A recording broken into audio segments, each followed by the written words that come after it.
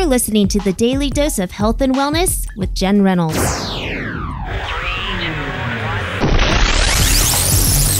Fibro TV, making positive connections in the chronic illness community.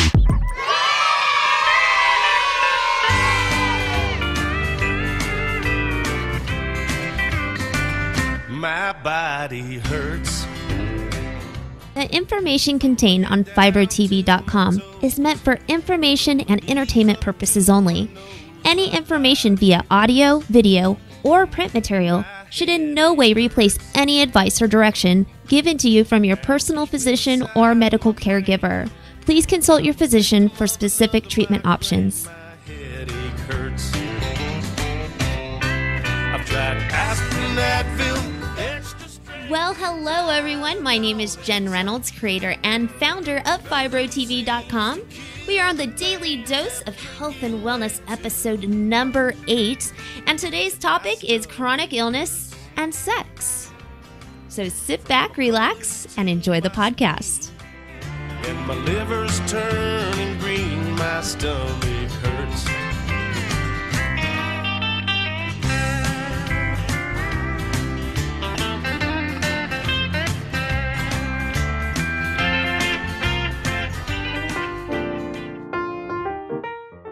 Sex and chronic illness. A little awkward to talk about, but it is something that does need to be talked about. For those with chronic illness, the topic of sex can bring up a whole host of emotions: fear, hurt, guilt, sadness, feelings of inadequacy, and sometimes even disappointment. When you're not feeling well, sex is really the last thing on your mind. But you know what? There are some studies that say that it should probably be one of the first things on your mind. It raises your endorphin levels, it makes you feel good, and sometimes it even kills your pain. So if it does all these wonderful things for us, what gets us in that slump to where we don't want to have sex anymore when we have chronic illness? Well, there's a lot of things. Of course, there's the pain, because you have the fear that you're going to have more pain. Another thing that comes up is a lot of people that have chronic illness take SSRIs, which is an antidepressant, a class of antidepressants, and these medications just kill your libido. Also, other medications like Zyprexa and Lyrica, they cause weight gain. And when you don't feel at your best and you feel overweight, you really just don't want to get naked for somebody else to look at your body when you're feeling kind of chunky. Let's talk about the first issue we talked about, the fear of future pain.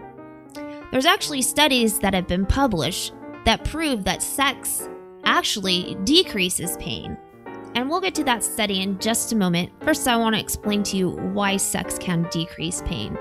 When you have sex, you release a hormone called oxytocin. And what it actually does, as it surges, endorphins are increased and pain declines. So if you do have a chronic pain condition and you have sex and you feel better afterwards, you can thank the rise in your hormone levels for that. There was a study that was published in the Bulletin of Experimental Biology and Medicine where 48 volunteers were allowed to inhale oxytocin vapor.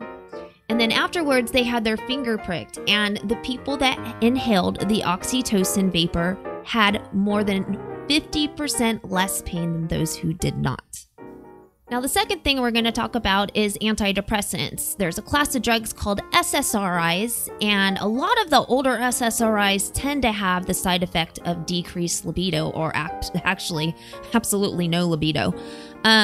So you really have to outweigh the risk and the benefit and how your relationship's going, but you can get off of some of these SSRIs and go to some of the newer ones that don't have the side effect of decreased or no libido. I think they all have that side effect, but there are some that are more prominent than others. So you'd have to talk to your doctor about that, about switching it around. Or you could talk to your doctor about going off the SSRI if you feel like you can come off of it. You can come off of SSRIs. I did it. I was on one for 11 years. And there's many natural things that you can do, such as light therapy, bringing your vitamin D3 levels back up.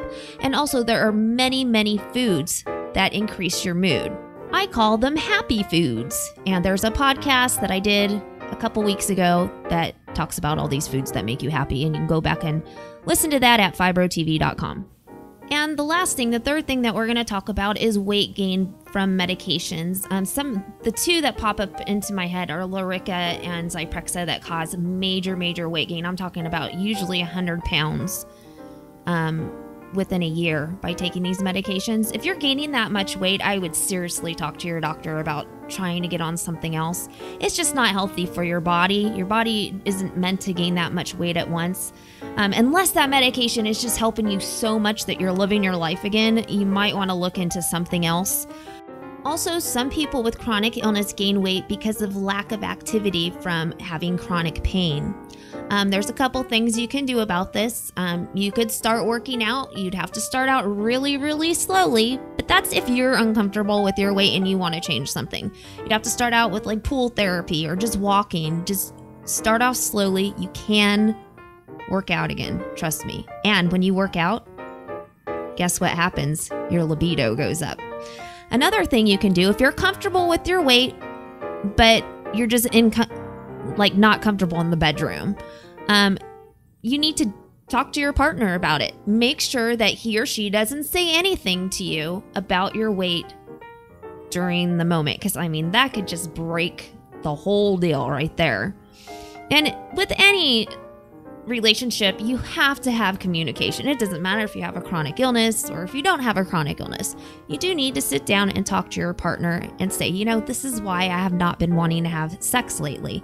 And just explain it to them and get it out in the open. You'd be surprised once you get things out in the open how much easier the act becomes. Also, you don't have to have sex every time you're intimate with your partner. There's holding, cuddling, touching, kissing. All those things will bring you both close together. Just don't get rid of all the intimacy in your relationship, because it really can affect your relationship. I really hope this podcast opens up a discussion for everybody, because I know it's a really awkward topic to talk about, but we need to talk about it as a community and support each other. Maybe you know something that helps you be intimate with your partner. Maybe you know things that you shouldn't do and what you should do. We should all talk about it and support each other. As awkward as it is, it's actually an issue in the chronic illness community that does need to be discussed. Well, that concludes today's Daily Dose of Health and Wellness, episode number 8. You can find us over at Facebook at facebook.com/FibroTV. You can find us on YouTube at youtube.com/FibroTV. You can find us at Twitter at twitter.com/FibroTV. And also we're on the World Wide Web at www.fibrotv.com. Everybody have a great night. Until next time.